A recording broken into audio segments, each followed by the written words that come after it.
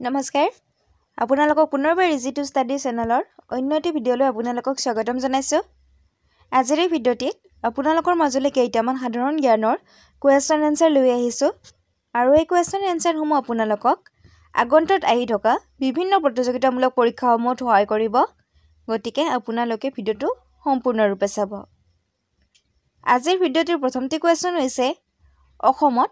নৱজাগৰণৰ বাট কটীয়া কোন আছিল অপশ্যন এটিৰ ভিতৰত শুদ্ধ উত্তৰটি হ'ব অপশ্যন নম্বৰ সি হলিৰাম ঢেকীয়া ফুকন মনত ৰাখিব অসমত নৱজাগৰণৰ বাট কটীয়া আছিল হলিৰাম ঢেকীয়া ফুকন নেক্সট কুৱেশ্যনটি আছে পিয়লি বৰুৱাৰ আসল নাম কি আছিল অপশ্যন এটিৰ ভিতৰত শুদ্ধ উত্তৰটি হ'ব অপশ্যন নম্বৰ এ মহেশ চন্দ্ৰ বৰুৱা মনত ৰাখিব পিয়লি বৰুৱাৰ আসল নাম আছিল মহেশ চন্দ্ৰ বৰুৱা নেক্সট কুৱেশ্যনটিত আছে অসম কেতিয়া ইংৰাজৰ অধীন হৈছিল অসম কেতিয়া ইংৰাজৰ অধীন হৈছিল অপশ্যন এটিৰ ভিতৰত শুদ্ধ উত্তৰটি হ'ব অপশ্যন নম্বৰ এ 1826 খ্ৰীষ্টাব্দত মনত ৰাখিব অসম 1826 খ্ৰীষ্টাব্দত ইংৰাজৰ অধীনলৈ গৈছিল নেক্সট কুৱেশ্যনটিত আছে মটক ৰাজ্যৰ ৰাজধানী ক'ত আছিল অপশ্যন এটিৰ ভিতৰত শুদ্ধ উত্তৰটি হ'ব অপশ্যন নম্বৰ সি ৰঙাগড়াত মনত ৰাখিব মটক ৰাজ্যৰ ৰাজধানী আছিল ৰঙাগড়াত নেক্সট কুৱেশ্যনটিত আছে জয়মতী কুঁৱৰীক শাস্তি দিয়া পথাৰখনৰ নাম কি অৰ্থাৎ জয়মতী কুঁৱৰীক ক'ত শাস্তি দিয়া হৈছিল অপশ্যন এটিৰ ভিতৰত শুদ্ধ উত্তৰটি হ'ব অপশ্যন নম্বৰ সি জেৰেঙা পথাৰত মনত ৰাখিব জয়মতী কুঁৱৰীক জেৰেঙা পথাৰত শাস্তি দিয়া হৈছিল নেক্সট কুৱেশ্যনটিত আছে হিউৱেন চাঙে অসমক কি নামেৰে কৈছিল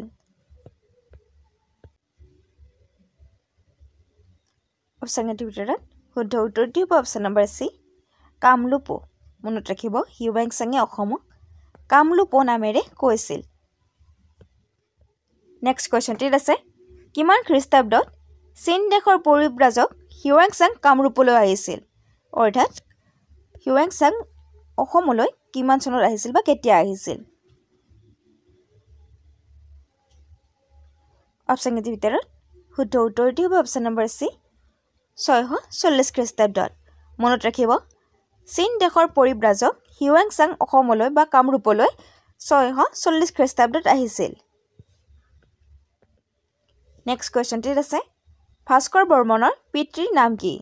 অৰ্থাৎ ভাস্কৰ বৰ্মনৰ পিতৃ কোন আছিল অপশ্যন এটিৰ ভিতৰত শুদ্ধ উত্তৰটি হ'ব অপশ্যন নম্বৰ সি সুস্থিত বৰ্মন মনত ৰাখিব ভাস্কৰ বৰ্মনৰ পিতৃৰ নাম আছিল সুস্থিত বৰ্মন নেক্সট কুৱেশ্যনটিত আছে নিধানপুৰৰ তামোলপলি কাৰ ৰাজত্বকালৰ অৰ্থাৎ নিধানপুৰৰ তামোলপলি কাৰ ৰাজত্বকালত লিখা হৈছিল অপশ্যন এটিৰ ভিতৰত শুদ্ধ উত্তৰটি হ'ব অপশ্যন নম্বৰ এ ভাস্কৰ বৰ্মনৰ মনত ৰাখিব নিধানপুৰৰ তামোলপলিখন ভাস্কৰ বৰ্মনৰ ৰাজত্বকালৰে নেক্সট কুৱেশ্যনটিত আছে আহোম ৰাজবংশৰ শ্ৰেষ্ঠ ৰজা কোন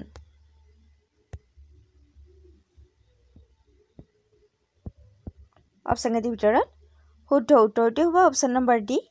ৰুদ্ৰসিংহ মনত ৰাখিব আহোম ৰাজবংশৰ শ্ৰেষ্ঠ ৰজা হৈছে ৰুদ্ৰসিংহ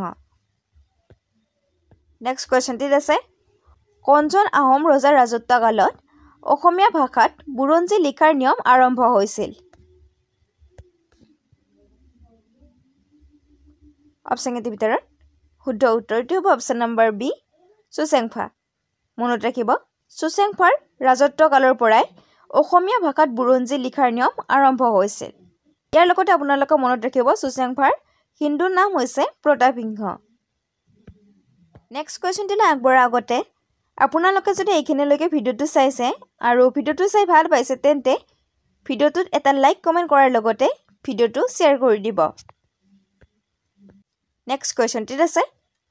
শিঙৰি ঘৰত উঠা প্ৰথম আহোম ৰজাগৰাকীৰ নাম কি অৰ্থাৎ কোনগৰাকী ৰজাই প্ৰথম শিঙৰি ঘৰত উঠিছিল অপচনৰ ভিতৰত শুদ্ধ উত্তৰটি হ'ব অপচন নম্বৰ এ চুডাংফা মনত ৰাখিব শিঙৰি ঘৰত উঠা প্ৰথম আহোম ৰজাগৰাকী হৈছে চুডাংফা নেক্সট কোৱেশ্চনটি আছে শিৱসাগৰ জিলাৰ দিহিং নৈৰ পাৰত চৰগুৱাত ৰাজধানী স্থাপন কৰা আহোম ৰজাগৰাকী কোন অপচনৰ ভিতৰত শুদ্ধ উত্তৰটি হ'ব অপচন নম্বৰ বি চুডাংফা মনত ৰাখিব চুডাংফাই দিহিং নৈৰ পাৰত চৰগুৱাত ৰাজধানী স্থাপন কৰিছিল নেক্সট কোৱেশ্চনটি আছে প্ৰথম হদিয়াই খোৱা গোহাঁই গৰাকীৰ নাম কি অৰ্থাৎ প্ৰথম হদিয়াই খোৱা গোহাঁই গৰাকী কোন আছিল অপচনৰ ভিতৰত শুদ্ধ উত্তৰটি হ'ব অপচন নম্বৰ ডি ফ্ৰাংচেংমুং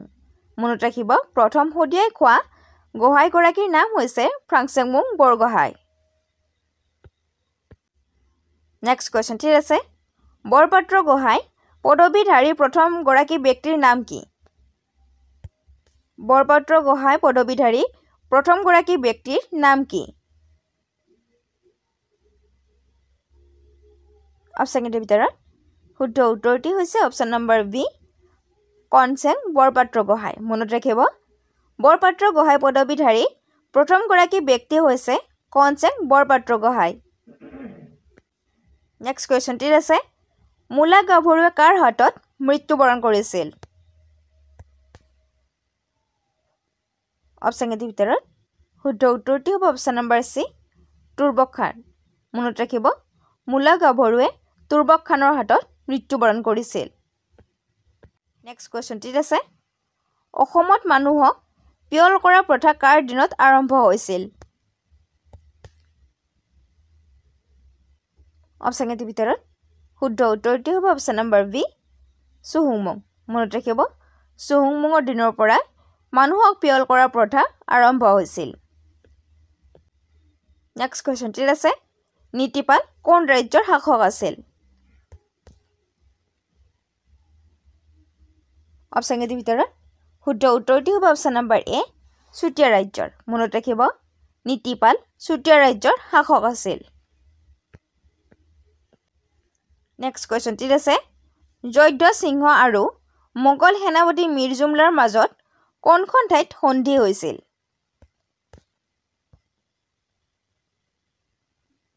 অপচনৰ ভিতৰত শুদ্ধ উত্তৰটি হৈছে অপচন নম্বৰ বি খিলাধাৰী মনত ৰাখিব জয়ধ্বজ সিংহ আৰু মোগল সেনাপতি মীৰ জুমলাৰ মাজত খিলাধাৰীত সন্ধি হৈছিল যাৰ বাবে সেই সন্ধিখনৰ নাম খিলাধাৰী সন্ধি বুলি জনা যায় নেক্সট কোৱেশ্চনটি আছে অসমত আধুনিক গাঁও নিৰ্মাণৰ বাটকটীয়া কোন আছিল অপচনৰ ভিতৰত শুদ্ধ উত্তৰটি হ'ব অপচন নম্বৰ এ মোমাই তামুলী মনত ৰাখিব অসমত আধুনিক গাঁও নিৰ্মাণৰ বাটকটীয়া আছিল মোমাই তামুলী নেক্সট কোৱেশ্চনটি আছে শৰাইঘাটৰ যুদ্ধৰ সময়ত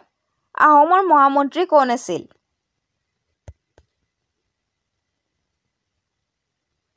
অপচনৰ ভিতৰত শুদ্ধ উত্তৰটি হ'ব অপচন নম্বৰ ডি আটন বুঢ়াগোহাঁই মনত ৰাখিব শৰাইঘাটৰ যুদ্ধৰ সময়ত আহোমৰ মহামন্ত্ৰী আছিল আটন বুঢ়াগোহাঁই আছে নেক্সট মোগল সম্ৰাটে চক্ৰধ্বজ সিংহলৈ উপহাৰ দি পঠোৱা কটকীৰ নাম কি অপচনৰ ভিতৰত শুদ্ধ উত্তৰটি হ'ব অপচন নম্বৰ বি এ আৰু চি দুয়োটা নেক্সট কোৱেশ্চনটি আছে তলাতল ঘৰ কেতিয়া নিৰ্মাণ কৰা হৈছিল অপচনৰ ভিতৰত শুদ্ধ উত্তৰটি হ'ব অপচন নম্বৰ ডি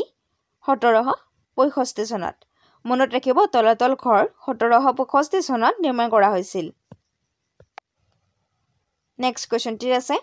শংকৰ মাধৱৰ প্ৰথম সাক্ষাৎকাৰ কেতিয়া হৈছিল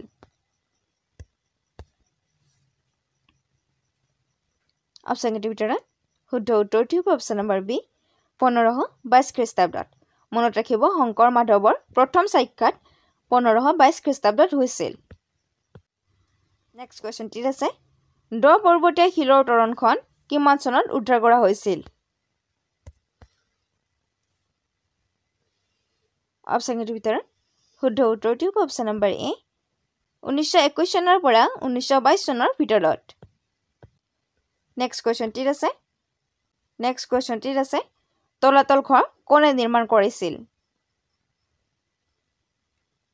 অপশ্যনটোৰ ভিতৰত শুদ্ধ উত্তৰটো হ'ব অপশ্যন নম্বৰ বি ৰাজেশ্বৰ সিংহই। মনত ৰাখিব তলাতল ঘৰ ৰাজেশ্বৰ সিংহই নিৰ্মাণ কৰিছিল।